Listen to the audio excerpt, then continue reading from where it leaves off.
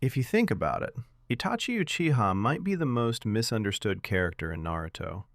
For most of the series, he's presented as a monster, the man who slaughtered his entire clan, the older brother who tortured Sasuke over and over again, a criminal who joined the Akatsuki and became one of the most feared ninja in the world. But the strange thing is that almost everything Itachi did was designed to protect someone else.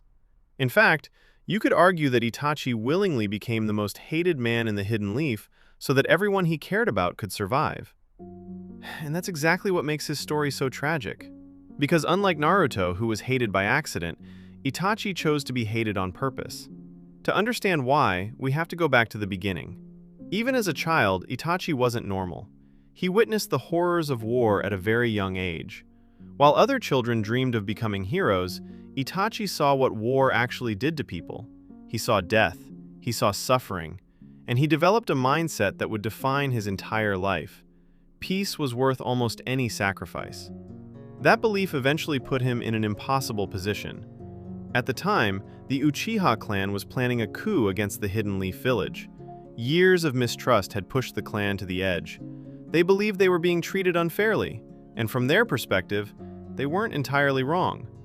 The problem was that if the coup happened, it wouldn't just be a political conflict, it would be a civil war. The strongest clan in the village would be fighting the strongest ninja in the village. Thousands of people could die, and other nations would likely take advantage of the chaos. What started as a rebellion could easily become another great ninja war. Itachi understood this, and that understanding became his curse. Because while everyone else saw only one side, Itachi saw both. He loved his clan, but he also loved the village, and eventually, he was forced to choose. The choice itself was horrifying. Allow the coup to happen and risk a war that could kill countless innocent people, or eliminate the Uchiha clan before the rebellion could begin. Neither option was right.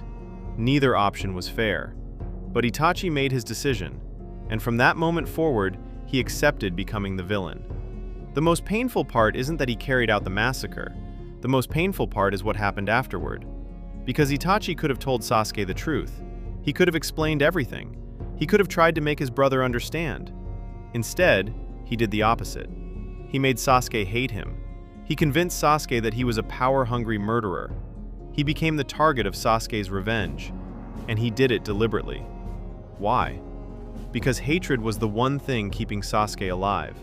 As long as Sasuke focused on killing Itachi, he had a reason to grow stronger, a reason to survive, a reason to keep moving forward.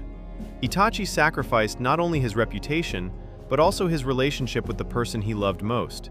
And that's a sacrifice very few characters in Naruto ever make. But even after leaving the village, Itachi never truly abandoned it. As a member of the Akatsuki, he secretly acted as a protector from the shadows. He kept an eye on threats, he gathered information, and perhaps most importantly, he prevented people like Obito from targeting Sasuke. Even after being labeled a criminal, he continued serving the Leaf, without recognition, without gratitude, without anyone knowing the truth. Then came his final battle against Sasuke, and once again, almost everything wasn't what it seemed. At first glance, it looks like Sasuke finally defeats the brother he's been chasing for years. But the reality is much more complicated. Itachi was already dying from illness. He wasn't fighting to kill Sasuke. He wasn't fighting to win. He was fighting to accomplish one final goal: to remove Orochimaru from Sasuke forever. And after completing that mission, Itachi did something unforgettable. He walked towards Sasuke, raised his hand, and gently tapped his forehead, just like he did when they were children. Then he died. Not as a conqueror, not as a hero, but as a brother. And that's why Itachi's story continues to resonate with fans years later. Because beneath all the powers, all the battles, and all the legendary moments, Itachi represents something incredibly tragic. A man who saved countless lives, but could never save his own happiness. A man who protected the village, but lost his family. A man who loved his brother, but spent years pretending otherwise. In the end, Itachi achieved peace for others, but he paid for it with everything he had. And that's why Itachi wasn't Naruto's greatest villain. He was Naruto's greatest sacrifice.